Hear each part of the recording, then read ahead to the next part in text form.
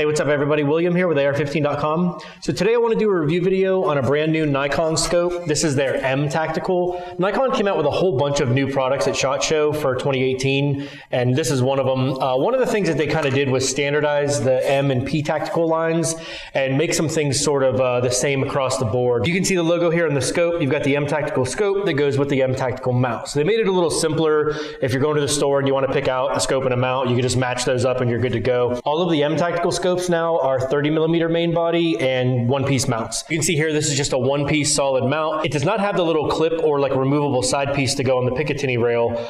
It's all just one piece that slides onto the end of the rail. So keep that in mind. Not all firearms have access to the end of the rail. Sometimes there's something in the way, and especially if you have like backup iron sights or something, those could be in the way of sliding this on. One common theme that you're probably going to hear me repeat throughout this video is that this scope has amazing glass for the price. I mean, just when you pick this up and look through it, the MSRP on this is $250, $249.95 or whatever, so street price is going to be, I would imagine, something in the $225, $230 range, somewhere in there. When you pick this up and look through it, it does not look like a $230 scope. It seriously looks more like in the $400 to $500 range just based on the other scopes that I've reviewed. That in and of itself is impressive. We'll go over a lot more features and details about the scope, but I can tell you first impression, as soon as you pick it up and hold it, it's clear, it has a very wide field of view, and it really does not look like a $250 scope. Getting into some of the finer details about the M Tactical, it's a 1:4 by 24. Like I said, all the M's now have the 30mm main body tube. We've got the instant zero reset turrets, so these are spring loaded. You just pick them up and turn them and they snap back down in. These are like the elevated exposed style turrets, so you can just make your adjustments. They are laser etched for the direction, for like the elevation and the windage and everything, so your up, left, and right and everything is laser etched. That's going to be a little bit more durable than something that's like painted or kind of marked on top of it that can wear off over time. So the knurling is coarse, and when you kind of just run your fingers over it, it feels good. It doesn't feel like sandpaper or like, you know, really aggressive. But as you grip the knob, there's kind of a shoulder, there's kind of a sharp corner on each one of these little things, and it really gives you a good purchase on the knurling. This is the second time that I've kind of gone on about Nikon's knurling on a knob. They got it right. I mean, it's easy to turn. It feels and looks good. Like I said, 1:4. It's got the quick adjust eyepiece here. So you just kind of turn this and it works pretty well. I mean, even holding this rifle up, you can basically get on the back side and the front side of the focus range and find the middle pretty quickly. You know, just looking through it up close like this, I see just a tiny bit of blurriness right out near the edge, but all in all, it's super good glass.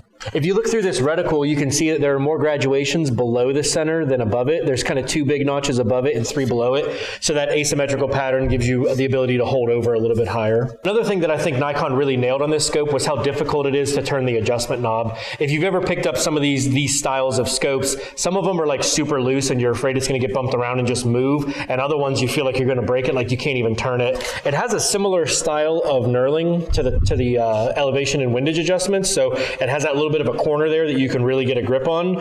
But if this was any looser, I think people would complain that it was too loose. And if it was any tighter, I think people would say it was too hard to turn. So that's for sure something that I think they got right. The eye relief is very good on this scope. I mean, I can back up. You know, this is kind of a weird platform because it's a bullpup, but you can kind of get really almost uncomfortably close to it, and you've still got good field of view. And even if I get all the way back here, this is where I'm starting to, let me turn to the side for this. So I can be all the way up here and I can still pretty much see everything.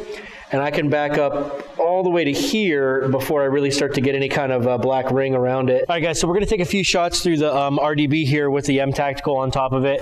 And as you can see, we've got some pretty atypical weather here for North Carolina. It's like 35, 34 degrees out. Obviously, it's snowing. You can see your breath very easily. It kind of reminds me of a day that you would go hunting on, which is good because that's kind of the conditions to test the waterproof, fog-proof, well, shock-proof, we're not really going to drop it, but these are water, fog, and shock-proof. But I can even breathe on this. You know, they use like that anti-fog coating on the lens. And I can breathe on this, and it takes maybe 2 seconds, and it unfogs itself. So that's always good. We'll take a few shots here. We're pretty far out here. About 175 yards away from a 10-inch steel target. You might not hear any dings, but we'll take a few shots here with the RDB, and then we'll try and make some adjustments with the scope to see if we can get a feel for how the turrets work.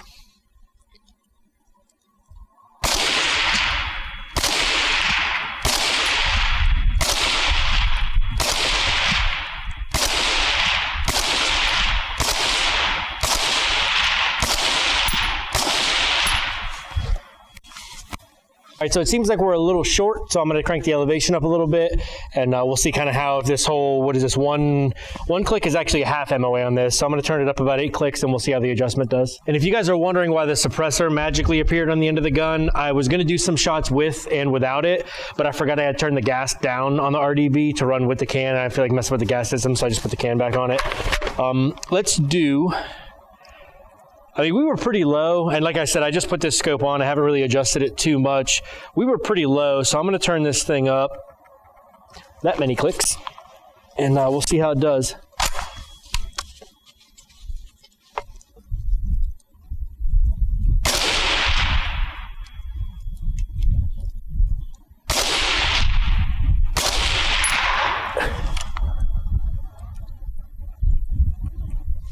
There's 8 more.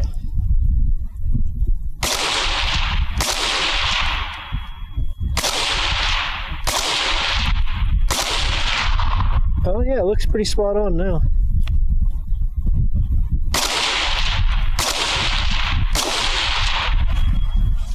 It's chilly out here, guys.